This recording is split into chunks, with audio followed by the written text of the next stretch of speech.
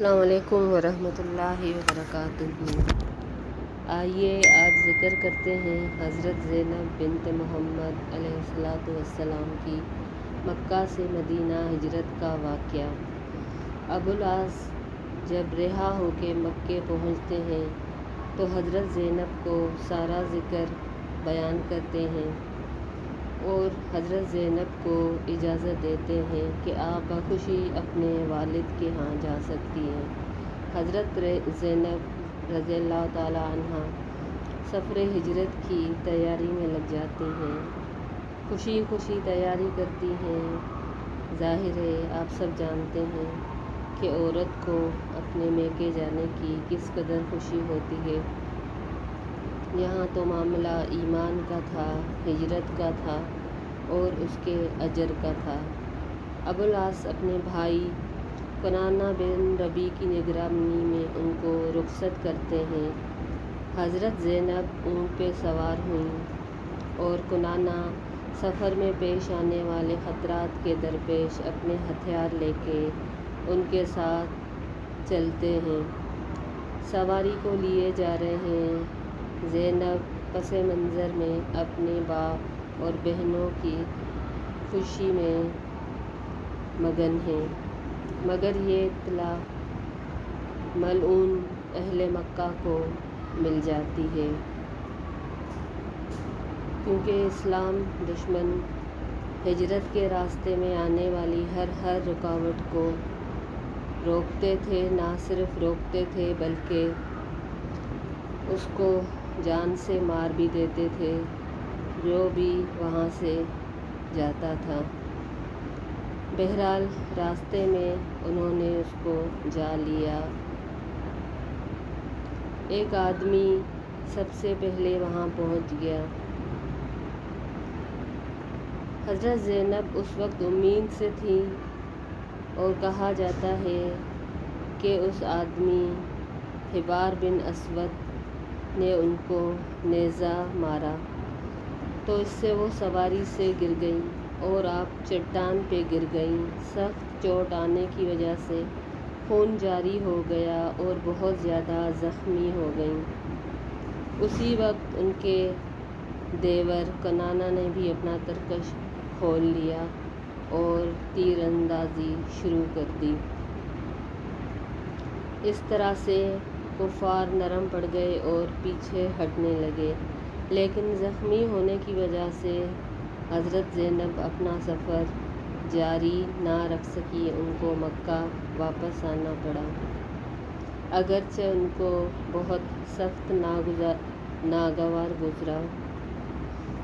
یوں کچھ عرصہ گزرنے کے بعد پھر وہ مکہ سے نکلیں اور اب کے بار زید بن حارثہ اپنے ساتھیوں سمیت اس کام کے لیے مستقل طور پہ مدینہ منورہ سے آئے ہوئے تھے اور ایک جگہ مقرر کر دی جہاں پہ ان دونوں کو پہنچنا تھا۔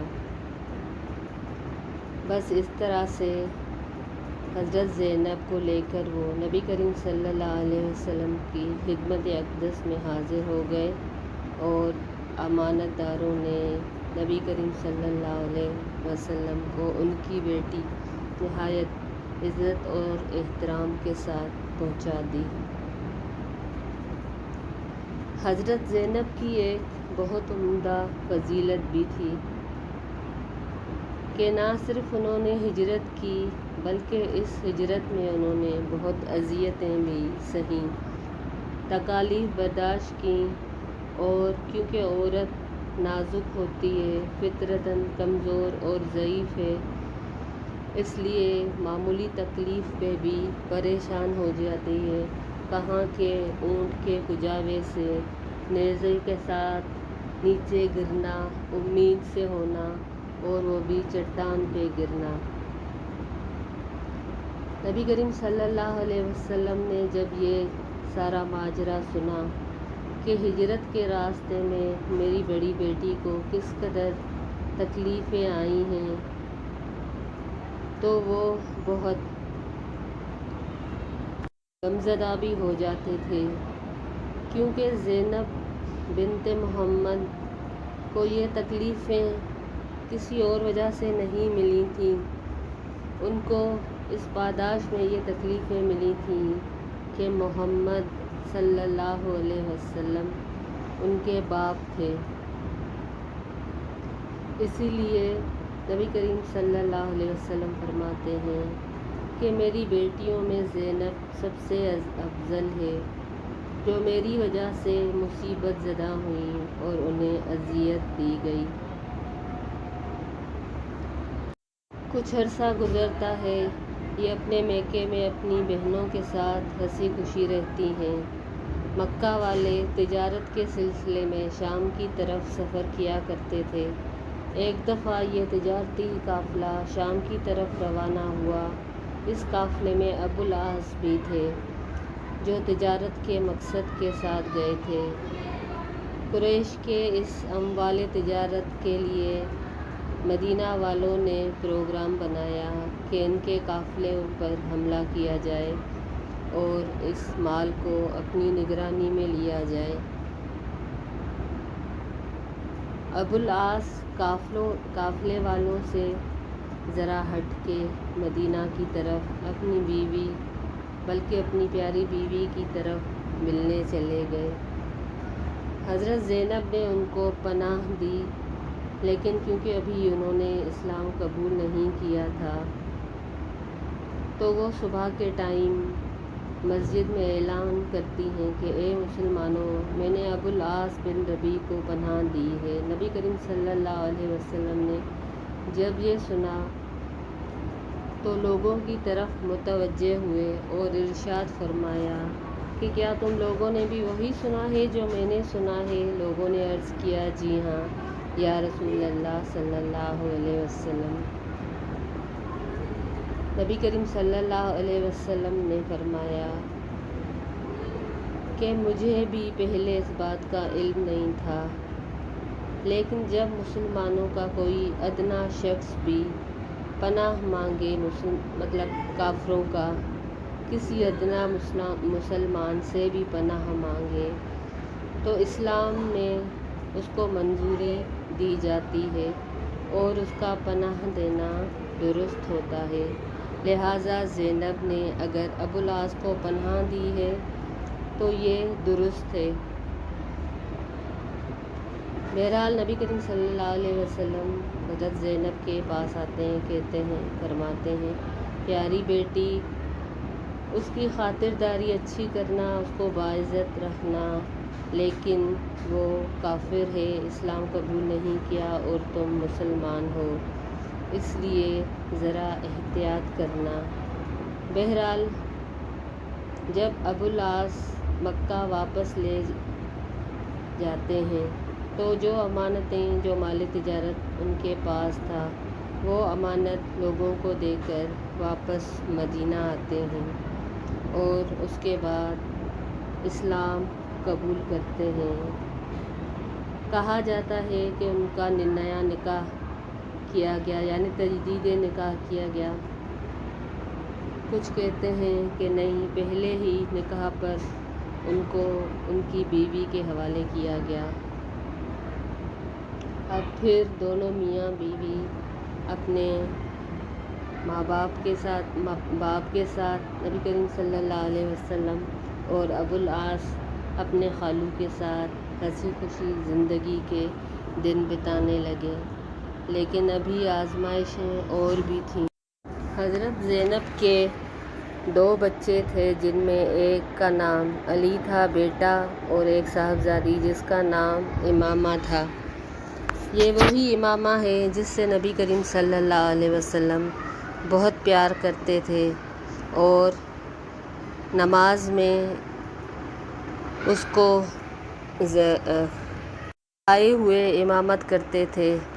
جب رکوع کرتے تو اس کو بٹھا دیتے، جب کھڑے ہو جاتے تو امامہ کو اٹھا لیتے، سجدے میں جاتے تو اس کو نیچے رکھ لیتے، سجدے سے اٹھتے تو اس کو اٹھا لیتے۔ یہ ہمارے پیارے نبی کریم صلی اللہ علیہ وسلم کی بچوں کے ساتھ خصوصی شفقت تھی، اور پھر یہ تو امامہ تھیں، ان کی بڑی بیٹی زینب کی بیٹی ایک بار حضرت زینب کا بچہ قریب المرگ تھا تو وہ نبی کریم صلی اللہ علیہ وسلم کی طرف پیغام بھجواتی ہیں۔ نبی کریم صلی اللہ علیہ وسلم کہلواتے ہیں کہ بیٹی صبر کرو، لیکن وہ پرزور طریقے سے ان کو قسم دلواتی ہیں اور کہتی ہیں کہ ابا جان آپ ضرور آئیے۔ نبی کریم صلی اللہ علیہ وسلم جب وہاں جاتے ہیں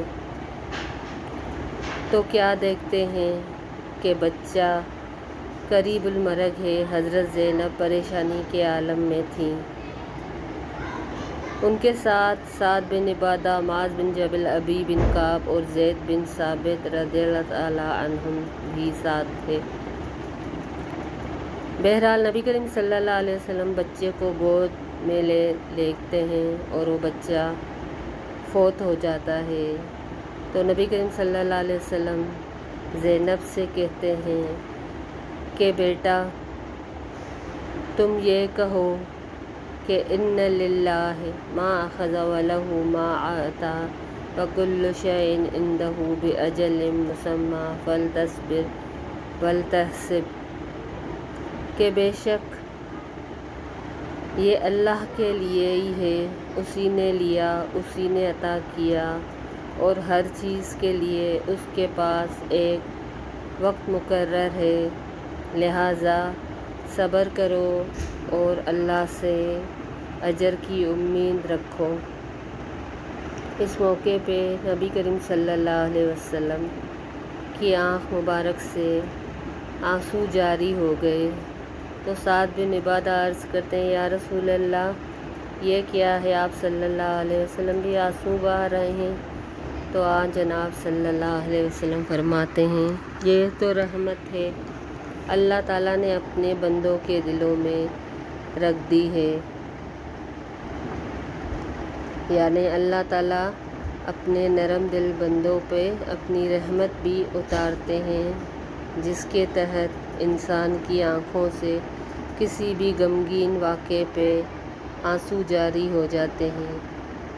کچھ لوگ اتنے سخت مزاج بھی ہوتے ہیں کہ وہ سمجھتے ہیں کہ کسی کے مرنے پہ بھی رونا گناہ ہے، لیکن آنکھوں سے آنسو بہنا تو فطری عمل ہے۔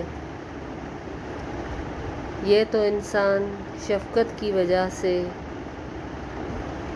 اپنے رب کا شکر بھی کرتا ہے اور جدائی پہ روتا بھی ہے، اس میں کوئی مضحکہ نہیں اگر انسان کی آنکھوں سے آنسو جاری ہو جائیں، مگر زبان صرف وہی کہے جو اللہ کو پسند ہو۔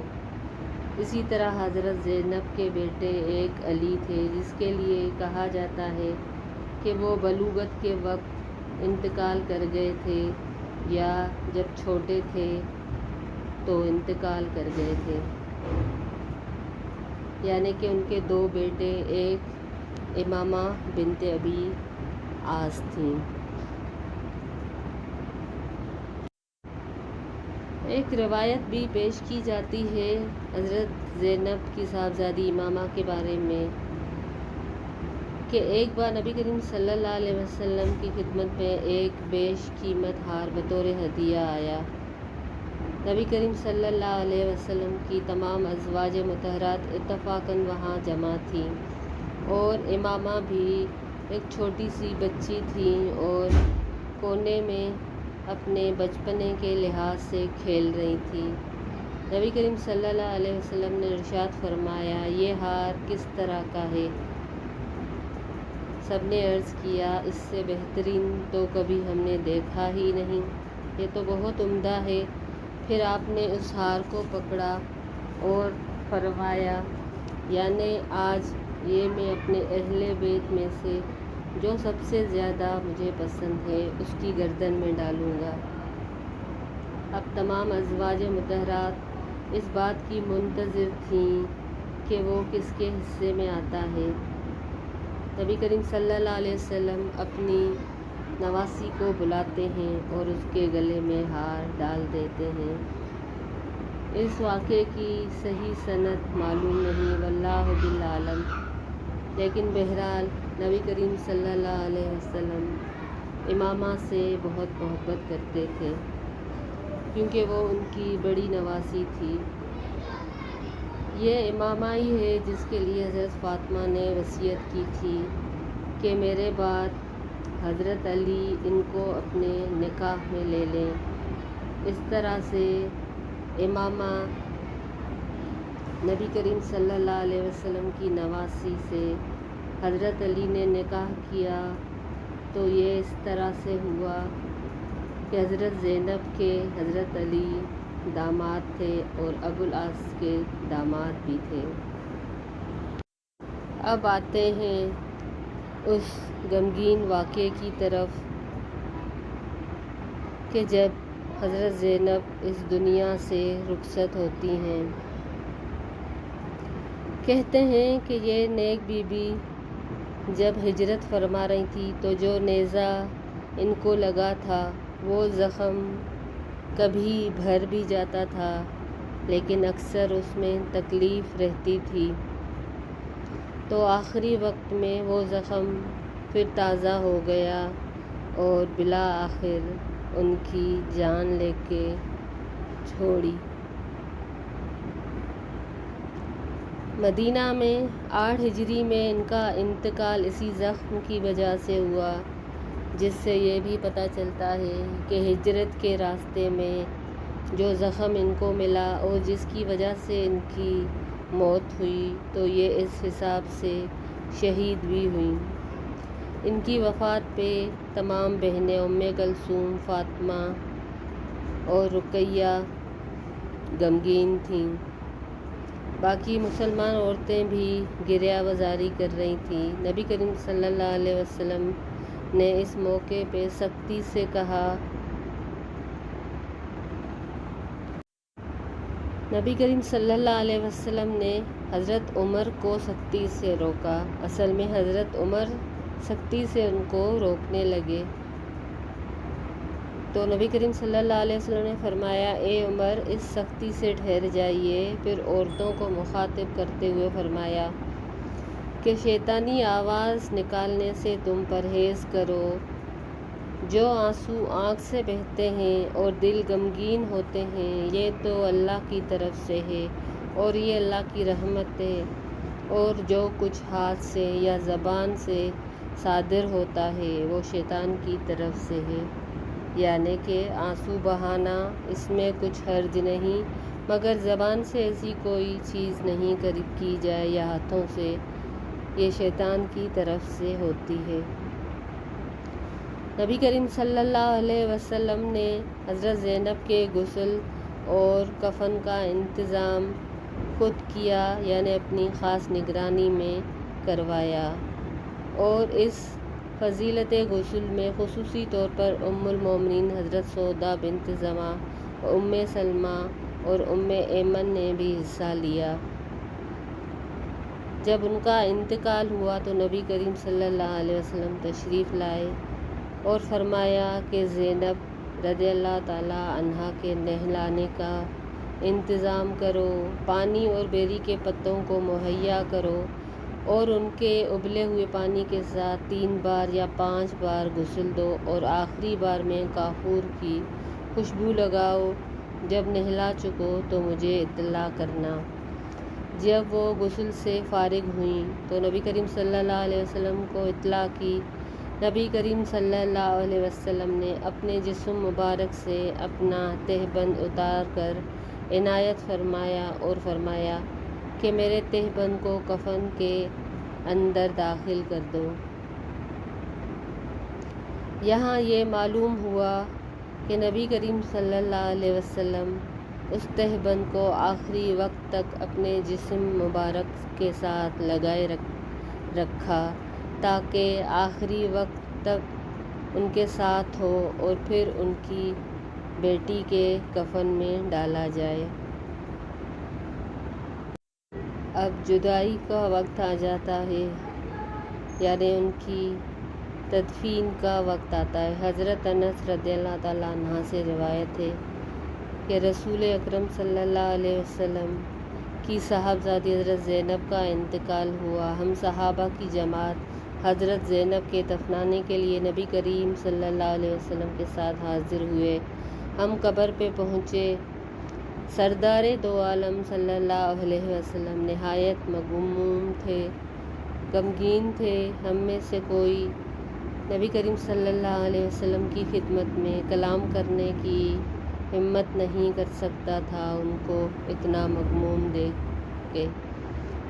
قبر کو لحد بنانے میں ابھی کچھ دیر تھی، یعنی قبر کی کانٹ چھانٹ ہو رہی تھی۔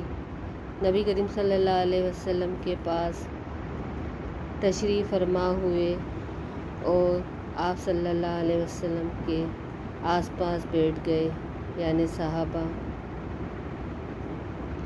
تو اسی اثنا میں آپ کو اطلاع دی گئی کہ قبر تیار ہو گئی ہے۔ اس کے بعد نبی کریم صلی اللہ علیہ وسلم خود قبر کے اندر تشریف لے گئے اور تھوڑی دیر بعد آپ صلی اللہ علیہ وسلم قبر سے باہر تشریف لائے تو آپ صلی اللہ علیہ وسلم کا چہرہ انور کھلا ہوا تھا اور پہلے جو غمگینی کے آثار تھے کچھ کم ہو چکے تھے، طبیعت حشاش بشاش تھی۔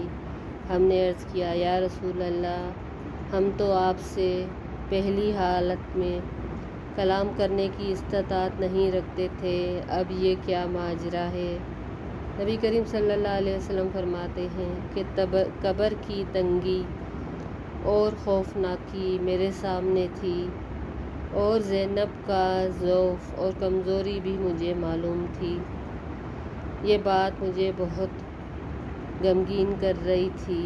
بس میں نے اللہ عز و جل سے دعا کی کہ زینب کے لیے اس حالت کو آسان فرما دیا جائے، تو اللہ نے میری دعا قبول کی اور زینب سے اس مشکل کو دور کر دیا۔